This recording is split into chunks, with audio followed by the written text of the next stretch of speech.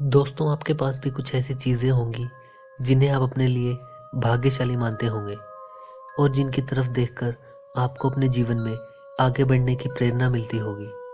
पर क्या आप कुछ ऐसी चीज़ों के बारे में जानते हैं जो कि सिर्फ और सिर्फ लोगों के लिए तबाही लेकर आई हैं? नमस्कार दोस्तों, मिस्टर टीवी इंडिया के आज के एपिसोड में आप सभी का स्वागत है। आज हम बात करेंगे 5 श्रापित चीज़ों के बारे में और जानेंगे उनसे जुड़ी कहानियों को। James dean scar. James dean का जन्म 1931 में हुआ था और वो अपने समय का बेहद मशहूर एक्टर बन गया था। पर माना जाता है कि जेम्स डीन की कार पोर्श 550 स्पाइडर एक श्रापित कार थी जो कि खुद डीन और दूसरे लोगों की मौत का कारण बनी थी। 1955 में फेमस मूवी स्टार वॉर्स के मशहूर एक्टर एलेक गिनेस ने डीन को उनकी कार में बैठने के बाद कहा कि उन्हें इस कार में बैठकर कुछ अजीब सा लगा और वो अगर इस कार को चलाते रहे तो अगले 1 हफ्ते में उनकी मौत हो जाएगी। और ठीक 7 दिन बाद डीन की एक्सीडेंट में मौत हो गई। एक्सीडेंट में कार काफ़ी बुरी तरह टूट गई थी और उस टूटी कार को जॉर्ज बैरिस ने ले लिया। डीन ने यह कार जॉर्ज से ही कस्टमाइज करवाई थी, पर कार को गैराज में ले जाने के बाद वो कार जॉर्ज के एक काम करने वाले मैकेनिक की टांग के ऊपर गिर गई और उसकी टांग टूट गई। क्षतिग्रस्त कार के इंजन को ट्रॉय मैकहेनरी नाम के इंसान को बेच दिया गया और ट्रांसमिशन को विलियम एशरिन नाम के इंसान को बेच दिया और इन दोनों के बीच एक रेस हुई जिसमें दोनों ड्राइवर्स का एक्सीडेंट हो गया और मैकहेनरी की मौके पर ही मौत हो गई और विलियम मरते मरते बचे। इन एक्सीडेंट की बात सुनकर दोनों एक्सीडेंट ग्रस्त कारों को कैलिफोर्निया हाईवे पेट्रोल की कंपनी ने खरीद लिया और अपने गराज में रख लिया। पर उस गराज में उसी रात आग लग गई और सब कुछ जल गया, बस उन एक्सीडेंट ग्रस्त कारों को छोड़कर। उन कारों को वहां से ट्रक में ले जाया गया, पर वो ट्रक उन कारों के साथ कहाँ गायब हो गया इसका आज तक कभी पता नहीं चल पाया है। The anguished man. यह एक पेंटिंग है जिस पर एक काली परछाई का साया माना जाता है। यह पेंटिंग सीन रॉबिन्सन को उनकी दादी की मौत के बाद उनके सामान में से मिली थी। हालांकि उनकी दादी ने उनसे इस बारे में पहले बात की थी और कहा था कि यह पेंटिंग उन्हें उनके किसी दोस्त ने गिफ्ट करी है। जब से उनके पास यह पेंटिंग आई थी, उन्हें हमेशा लगता है कि कोई काली परछाई रात को उन्हें देखती है। पर अपनी दादी की बातों को ना मानते हुए उन्होंने उस पेंटिंग को अपने घर में लगा लिया और पेंटिंग के लगाने के बाद शॉन का बुरा वक्त शुरू हुआ और उनकी पत्नी और उनका बेटा सीढ़ियों से बिना वजह गिरना शुरू हो गए और उनकी पत्नी को ऐसा आभास होता था कि कोई उनके बालों को छेड़ रहा है और घर के सभी लोगों को लगने लगा कि कोई काली परछाई उन्हें हमेशा देख रही है और एक इंसान के रोने की भी आवाज़ आने लगी। जब यह पेंटिंग पैरानॉर्मल रिसर्चर्स को दी गई तो इस पर उन्होंने रिसर्च भी की। 2 रिसर्चर आयन लॉमैन और जॉन ब्लैकबर्न इसको मई 18, 2013 में नॉर्थम्बरलैंड की चिलिंगम कैसल में रिसर्च के लिए ले गए थे। जब उस पेंटिंग से संपर्क करने की कोशिश की गई तो वहाँ का वातावरण एकदम से ठंडा हो गया और जहाँ पर वो पेंटिंग रखी थी उसके पास एक काली छाया आ गई। जब उस काली परछाई से कुछ सवाल पूछे गए तो जवाब में उसने वहाँ पड़े लकड़ियों के टुकड़ों को उठाकर फेंका और जिससे वो पैरानॉर्मल रिसर्चर इस निष्कर्ष पर पहुँचे कि वो उस परछाई से बात कर पाए हैं। और इस पूरी बातचीत में वहाँ पर लोमैन और जॉन अकेले नहीं थे, वहाँ पर 20 और लोग भी मौजूद थे। और दोस्तों, इस पेंटिंग के बारे में यह भी कहा जाता है कि जिस आर्टिस्ट ने इस पेंटिंग को बनाया था उसने इस पेंटिंग के रंगों को अपने खून के साथ मिलाया था और बनाने के बाद उसने आत्महत्या कर ली थी। Thomas Busby's stoop chair. बात 1702 की है जब थॉमस बसबी ने अपने ससुर डैनियल को अपनी मनपसंद कुर्सी पर बैठने के कारण जान से मार डाला था। बसबी एक बार में दारू पिया करता था जहां पर एक कुर्सी थी जो बसबी को बेहद पसंद थी और अगर कोई उसकी कुर्सी पर बैठ जाता था तो वो चिल्ला उठता था। एक शाम जब डैनियल उस कुर्सी पर बैठकर बसबी को चिढ़ाने लगा तो बसबी ने डैनियल का पीछा कर उसे जान से मार डाला। उसके इस गुनाह की सज़ा उसे फांसी देकर दी गई। जब उसे फांसी दिए जाने वाली थी तो जो लोग उसे देखने आए थे उसने उन सबके सामने ऐलान किया कि अगर कोई भी उसके मरने के बाद उसकी कुर्सी पर बैठेगा तो वो सब जल्द ही एक भयानक मौत का शिकार होंगे।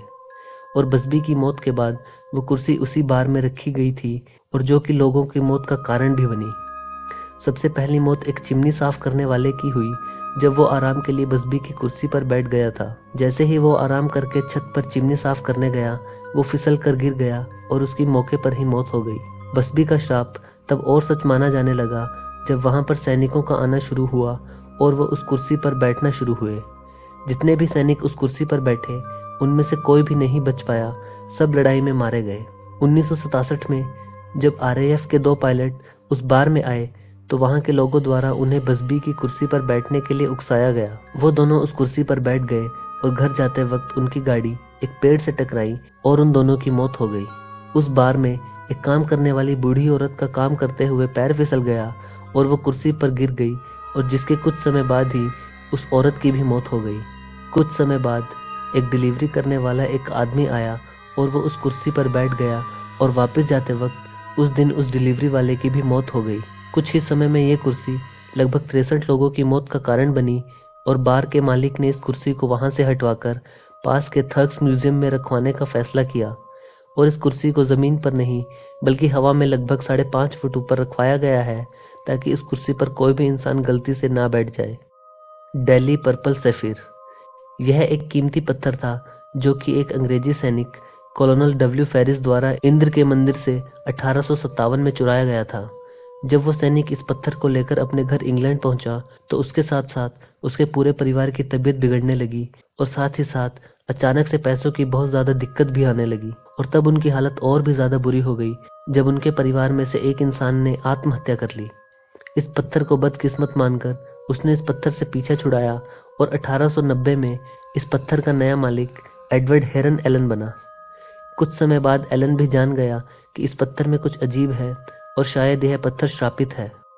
उसके एक दोस्त ने यह पत्थर उससे मांगा और यह कुछ समय उसके पास रहा। इस पत्थर के कारण उसका दोस्त भी बर्बाद हो गया और उसे इस पत्थर को वापस एलन को देना पड़ा। एलन ने यह पत्थर अपनी दूसरी दोस्त को दिया जो कि एक गायिका थी, पर इस पत्थर को रखने के कारण उसकी आवाज़ चली गई और वो कभी बोल नहीं पाई और कुछ समय बाद उसकी मौत हो गई। यह पत्थर फिर एलन के पास वापस आ गया। इस पत्थर को श्रापित मानकर एलन ने इसे अपने बैंकर्स को थमाया और कहा कि इसको उसकी मौत के लगभग 3 साल बाद खोला जाए। 1943 में एलन की मौत के बाद यह पत्थर एलन की बेटी द्वारा नेचुरल हिस्ट्री म्यूजियम लंदन में पहुंचा दिया गया और जहां पर इसे आज भी संभाल कर रखा गया है और इसे छूना मना है। एनाबेल, एनाबेल एक डॉल है जो कि एक माँ ने अपनी बेटी डोना को सन 1970 में उसके 28वें जन्मदिन पर गिफ्ट के तौर पर दी थी। डोना उस समय अपने ग्रेजुएशन की पढ़ाई कर रही थी और अपनी सहेली एंजी के साथ एक घर में रहती थी। जब वो दोनों सहेलियां कॉलेज से वापस आती थी तो डॉल अपनी जगह पर नहीं मिलती थी।